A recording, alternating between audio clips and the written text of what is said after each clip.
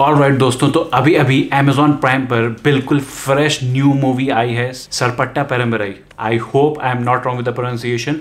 और ये एक तमिल फिल्म है। तो इनिशियली मैं इस फिल्म की रिव्यू बनाने में इंटरेस्टेड नहीं था क्योंकि ये एक सिंगल लैंग्वेज मूवी थी, सिर्फ तमिल में अवेलेबल थी। एंड आई थॉट कि being only one language film और वो भी तमिल, मुझे लगा कि ज्यादा ऑडियंस इसे रिलेट नहीं कर पाएगी। बट देन ये फिल्म निकली एक स्पोर्ट्स ड्रामा फिल्म, और वो भी बॉक्सिंग पर। तो मैंने सोचा कि चलो इस फिल्म का एक ओवरव्यू लेता हूं, और पहले ही आधे घंटे में this film got all my attention. क्या फिल्म है यार।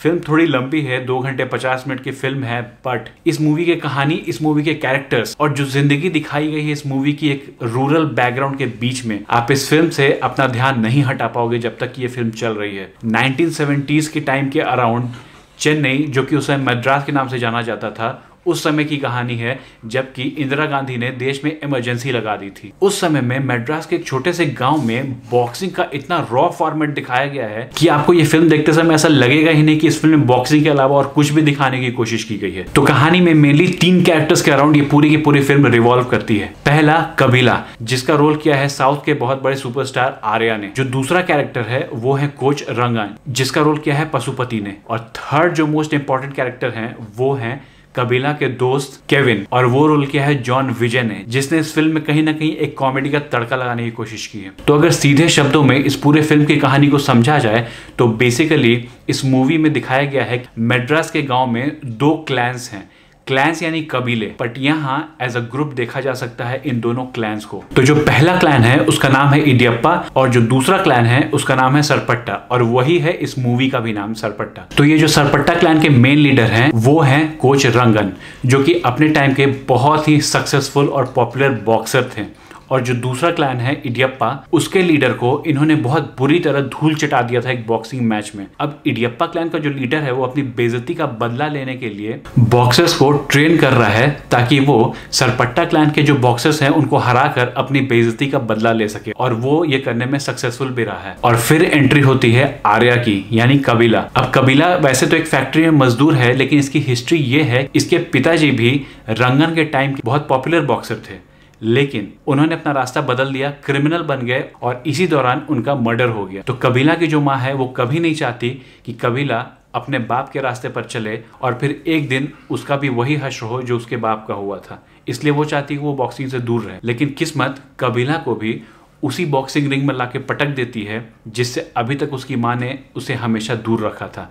और जब एक बार वो रिंग में उतरता है तो सारे बॉक्सर्स को धूल चटा देता है। लेकिन हर फिल्म की तरह इस फिल्म में भी हीरो की राह उतनी आसान नहीं है। तमिलनाडु में गवर्नमेंट डिसॉल्व कर दी जाती है और कबीला 6 महीने के लिए बॉक्सिंग से दूर हो जाता है, और वो भी अपने बाप के ही रास्ते पर चल पड़ता है, गलत धंधों पर, दारू, अय्याशी, दारू, 2 नंबर के काम, स्मगलिंग, इन्हीं रास्तों पर वो भी चल पड़ता है। और इन सब के बीच हमारे जो कोच साहब रंगन है उन्हें अरेस्ट कर लिया गया है क्योंकि वो रूलिंग पार्टी के ही एक मेंबर थे। अब 6 महीने बाद जब वो जेल से रिलीज होते हैं तो दोबारा किस तरह कबीला वापस बॉक्सिंग में लौटता है, कैसे कमबैक करता है, कैसे अपनी बॉडी की ट्रांसफॉर्मेशन करता है, और फाइनली अपने अपोनेंट क्लैन के सबसे बड़े बॉक्सर वेम्बली, जो कि उसका सबसे बड़ा ओपोनेंट था, उसे हरा पाता है या नहीं हरा पाता है। यही फिल्म का क्लाइमैक्स है। देखो, फिल्म के पॉजिटिव और नेगेटिव्स की बात करते हैं। अगर नेगेटिव देखा जाए तो इस फिल्म में मुझे बस एक ही चीज नेगेटिव लगी, जो कि हर किसी के लिए नेगेटिव नहीं होगी।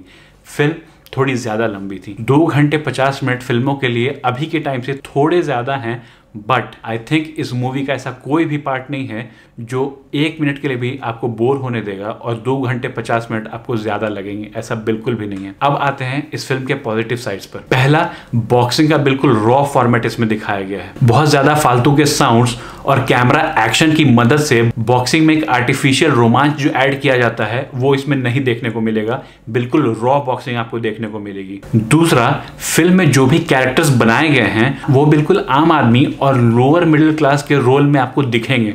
तो आपको ऐसा कुछ भी नहीं दिखेगा जिसे आप रिलेट ना कर पाओ। एक आम आदमी की जिंदगी में और खासकर पारिवारिक जिंदगी में जो भी प्रॉब्लम्स आती हैं और उन प्रॉब्लम्स को फेस करते हुए अपने बॉक्सिंग करियर या जो भी स्पोर्ट्स करियर उसका है उसमें कैसे एक बंदा आगे बढ़ता है, वो कहानी आपको देखने को मिलेगी, जिसके कारण आप ऑब्वियसली उस कहानी से अपने आप को रिलेट कर पाओगे। तीसरी सबसे अच्छी बात लगी कि जो इस फिल्म के एक्टर्स हैं उन्होंने अपने रोल को सिर्फ निभाया नहीं बल्कि अपने रोल को जिया है। ऐसा लगता है कि जो भी एक्टर्स हैं वो अपने रोल में बिल्कुल परफेक्ट थे और उनका जो गेटअप था, उनका जो इमोशंस था, उनका जो फेशियल एक्सप्रेशन था, जो ड्रेसअप था, वो बिल्कुल उस रोल के हिसाब से परफेक्ट था। मैंने खुद चेन्नई में 3 साल बिताए हैं और मैं जानता हूँ वहाँ की लाइफस्टाइल कैसी होती है, उन लोगों का ड्रेसअप क्या होता है, उन लोगों का लैंग्वेज कैसा होता है। और जहाँ तक मेरी नॉलेज है ये फिल्म अच्छे से रिसर्च करके बनाई गई है। तो अगर आपको लगता है कि तूफान देखने के बाद आपका स्पोर्ट्स ड्रामा फिल्म का एक्सपीरियंस काफी खराब हो गया है तो हियर इज योर चांस। जाइए इस फिल्म को देखिए एंड आई एम श्योर कि आप तूफान के सदमे से बाहर आ जाओगे। देखो, किसी भी फिल्म की बहुत लेवल से नीचे जाके बुराई नहीं करता, क्योंकि मैं जानता हूं एज अ कंटेंट क्रिएटर कि एक मूवी को बनाने में कितनी मेहनत लगती है। अब ये अलग बात है, कभी कभी मूवी अच्छी बन जाती है, कभी कभी मूवी खराब बन जाती है और कभी कभी मूवी अच्छी होने के बाद भी पसंद नहीं आती दर्शकों। लेकिन तीनों में से किसी भी केस में एक फिल्म को बनाने में एफर्ट्स, मेहनत और टाइम तो लगता ही है। लेकिन कुछ फिल्में ऐसी होती हैं जिन्हें दिल से बनाया जाता है और डायरेक्टर इस फिल्म में वही दिखाना चाहता है जो वो सच में फील करता है कि सच है। और ये फिल्म सरपट्टा पेरम्बरई उसी टाइप की फिल्म है। तो जाइए, Amazon प्राइम पर ये फिल्म अवेलेबल है, देखिए। मेरी वीडियो कैसी लगी कमेंट सेक्शन में कमेंट करके जरूर बताइएगा। अगर अच्छी लगी हो तो लाइक कीजिएगा, अपने दोस्तों के साथ शेयर करिएगा और चैनल पर पहली बार आए हैं तो सब्सक्राइब करके ही जाइएगा। मिलते हैं ऐसे ही किसी अगले फिल्म के रिव्यू में।